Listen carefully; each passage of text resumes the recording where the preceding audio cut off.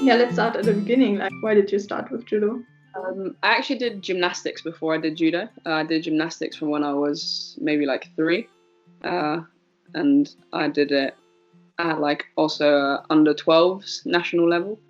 And then my older brother, who also did judo, he done gymnastics, and then he stopped. He quit gymnastics to go and to start to do judo.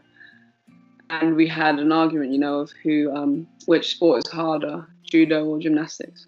So obviously he had done gymnastics before and I had never done judo. So then I went and started doing a bit of judo, but only once a week because I was still training gymnastics 3 times a week.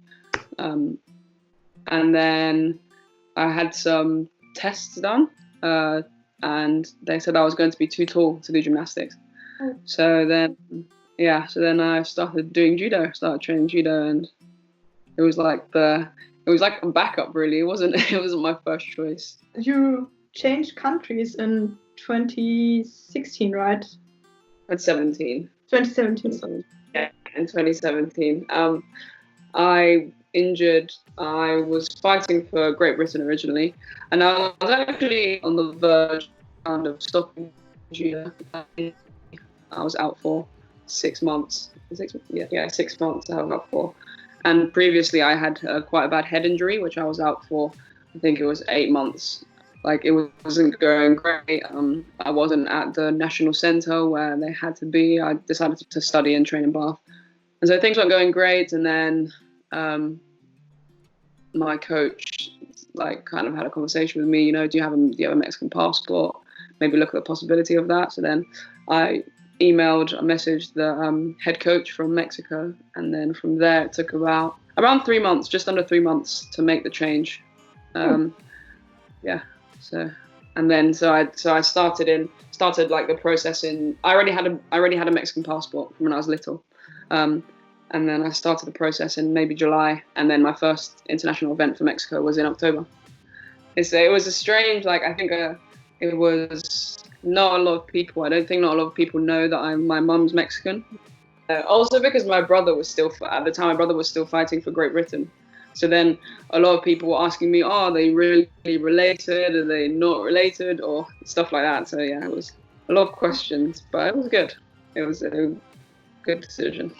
So I think it's less pressure. It was less pressure as well. It was always I had to compete with everyone else in 63 in the whole world, but then also the 4 other people in Great Britain. So now it's just I can concentrate more on myself, and yeah, it's less tense. And how's the communication with the Mexican Federation and the Mexican team? It's good. I think at first it was a bit. I think maybe they were a bit,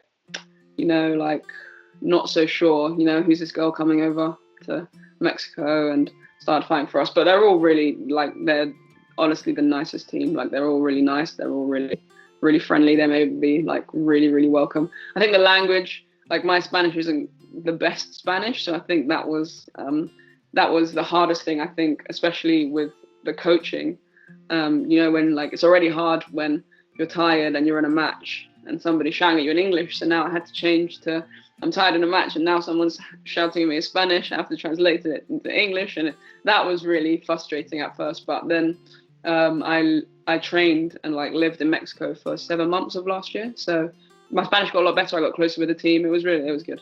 The language is still kind of hard to understand sometimes, especially when they're speaking fast at you. It's kind of you get maybe 5 words of the 10 words they're saying, and the rest of the other 5 you have to make up. So. Let's move on to your career for Mexico. You fought the World Championships in Tokyo 2019. And your first fight, you threw a very beautiful osotogari. So how did you feel this were your second World Championships, and in Tokyo where the Olympics will be?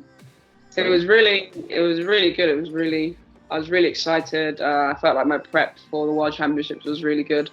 I think even though my prep was really good, my draw wasn't the best draw. I had the Kazakhstan girl first and then Clarice second fight, which wasn't it's not the ideal draw you want in the World Championships. But it was also I have to fight these people. It was nice. It's nice. It's good to be able to experience that, I suppose, especially being new to the senior international scene. I've only been 5 to 6 2017, so I think in such a short period to get that exposure and that experience was really good for me. It was quite nerve-wracking, I think, at such a big event to have that experience for the first time, but I think it was all right. It was okay. It was nice to get a win at the World Championships. You said that it's crazy how you did in 2 years. You qualified for right at the moment you are qualified for the Olympics. It was definitely all. I think when I changed over in 2017, it was more, get the experience from now, and it was more 2024 that I was looking, I've just changed over, and then I think it all happened so, it feels really quick in my mind. I changed over, did my first international event, and then 2 months later I did my first Grand Slam, and then it would just kind of went, and then it wasn't great. I wasn't I think my first Grand Slam I placed 7th place, and then it was oh wow, okay, and then that got me up, and then it kind of going 7th places, losing in the first rounds, and then it got towards the end of 2019 it got it was getting better. So. I saw you do Tomonaga, sometimes Kyoko, sometimes I do it. And I think it's quite a surprising technique for women in general. I think it's not too many women throw Tomonaga. No. It was actually quite. I never used to do Tomonagi ever, never. And I used to do all my judo was quite standing judo, so Osotogari, Uchimata, all kind of. And then one day in Randori, I tried to do. I was really tired actually. I was really tired. So in Randori, I'm really tired, and I tried to do Tomonagi, and it was so bad. It was probably the worst Tomonagi. And my coach saw me, and he said, he was like, "What was that?" And then I said, I don't really know what it was. I didn't know. I was just tired. And he was like, "Okay." He was like, "If you want to learn to do Tomonagi, I can teach you how to do Tomonagi." And I said, "Okay, yeah." And then the next day in our technical session, we did an hour and a half of Tomonagi, and then the next technical session, an hour and a half of Tomonagi, and the next technical session.